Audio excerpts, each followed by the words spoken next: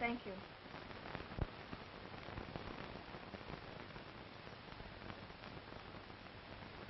Good night, dear. And thanks a lot. Good night.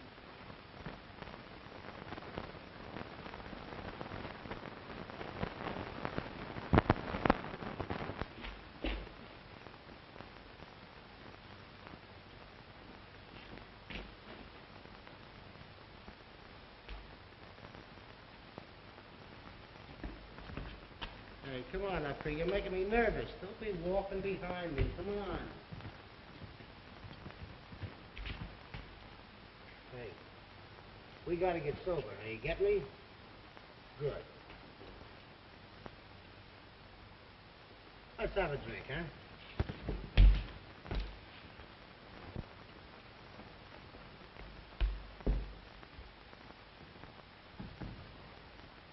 What's that, Ellen? A new expression? No, merely an opinion. What are you doing, Charlie, outside of drinking? Well, you're not insinuating that I'm a drinker, are you? No insinuation. But I can honestly say I think you're one of the worst drinkers I know. And for years, I've been thinking I'm one of the best. Best or worst. I still don't ever remember having seen you sober. Never. Never use that word sober. You know, for years, I've gone to bed with that mortal fear that I might awaken sober and not recognize most of my friends. Being sober is not all that'll change your recognition of things. Try going into politics. Listen, gal, one of the first lessons for a secretary is not to fall in love with the boss. No, sir. Let him fall in love with you. That's not my squawk. Tim's too smart a man to sell out to a bunch of dirty politicians. Well, if all this is dirt, little Charlie's gonna duck that Saturday night bath. Don't worry about it, Charlie. See you in the morgue. You see me in the... Hey, Pat.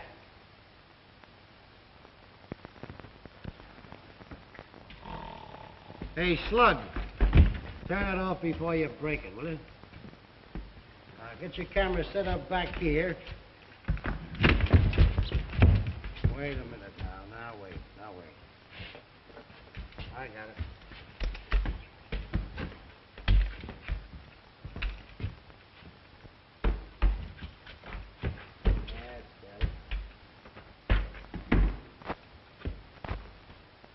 It all set here now.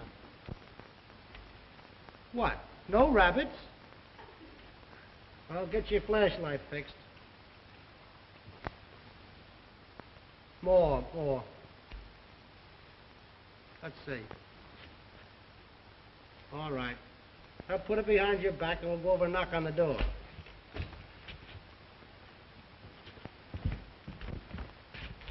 Now, when the butler comes, I'll say I want to interview the new mayor. And when Tim shows up, bing, let him have it. Okay?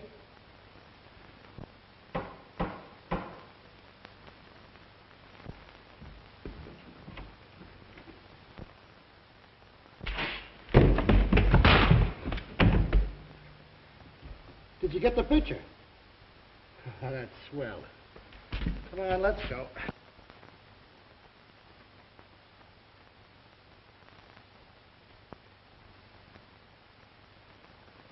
Once I have been in office, I've been the happiest of my life. I have experienced a distinct pleasure in being able to rid this city of some of the corruption for which it has been nationally famous. Nuts. Well? I thought you said he was the right guy. Oh, he'll be all right, Regan. All he needs is a little handling. I'll say he needs a little handling. There's only one way to handle a guy like that. Get me? I'll keep your shirt on, Regan. This'll work out all right. You know, he's engaged to Sylvia. Say, you'd better show this guy who he's working for quick or he'll be taking the play away from you. I know the symptoms.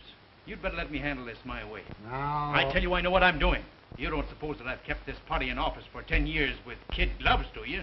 All right, Regan, if you think it's bad... I know it's best. This guy is starting to rat on us. I've always told you, Gorman, when you put a man in office to have a definite understanding with him.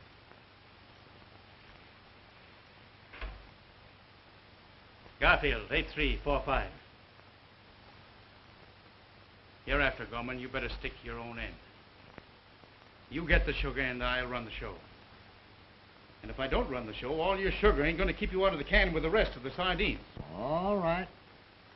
Do it your own way. Oh, Bud, this Regan. Yeah. Meet me at the City Hall in half an hour. Yeah, we got to convince a guy. Right.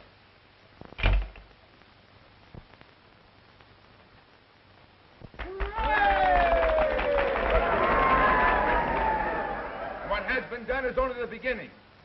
I intend to smoke all these rats of political graft out into the open where they can be properly exterminated.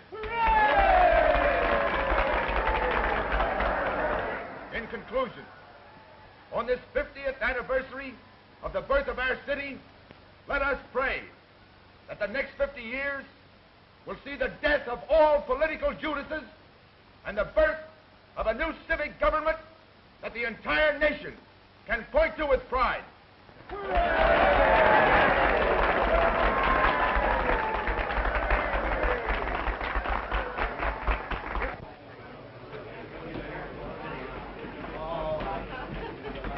I said everything I had to say in the speech, boys. You really mean all you said? I certainly do. You fellas never give credit to a man elected to office for integrity, do you? I'd hardly say that. Haven't my actions in the last 3 months shown I mean what I say? If you continue as you have been doing, there can be no doubt as to your integrity. You know, Mr. Mayor, the papers can hardly be blamed for suspecting the changes you've made might not be mere gestures. What we want to know is, do you intend to remove Schaefer from the Board of Public Works? I have asked for Mr. Schaefer's resignation, and I mean it. Gee, that was a great speech, Mr. Butler. Thanks. Were you out there? No, I was listening to it on the radio. I see. Pretty, aren't they? Oh, they're lovely. See, I just had to open them. Anyone been in? No. Charlie phoned. He wants them exclusive for his paper. Was he sober? Well, I didn't talk to him long enough to smell his breath. I'll bet he wasn't. You know, I knew Charlie in college. He was the finest quarterback you ever saw give a signal. Well, from what he tells me, you weren't so bad yourself. You always liked football, didn't you? Still do. Remember when we used to sneak away from the law office and go to the games on Saturdays? Leave some client swearing at us. We had a lot of good times together, didn't we? I'll never forget them. Anybody else phone? Oh, yes. Sylvia called. Wants you to remember her party tonight. I almost forgot. It's her birthday. Does she still have them? What's that? Well, I mean, with the depression and everything, hardly anyone has birthdays now. Look, Ellen, you can help me. You're a girl. Oh, who's been telling you? No, I'm serious. I'll have to get a gift for Sylvia. And maybe you could suggest something? Personally, I'd get her a rope. A rope? Sure, a rope of pearls. Don't be silly. I'm no millionaire. I can't be buying anything I want. Sylvia Gorman can. Now, look here, Ellen. Sylvia is a mighty fine girl. Besides, she and her father have been very good to me. Well, now you listen to me. I've been your secretary for 5 years, and I know you like a book. If you intend to live on your salary as mayor, you'd better not entertain the idea of marrying a millionaire's daughter. We won't go into that. But I intend to live on my salary while in office. Get that.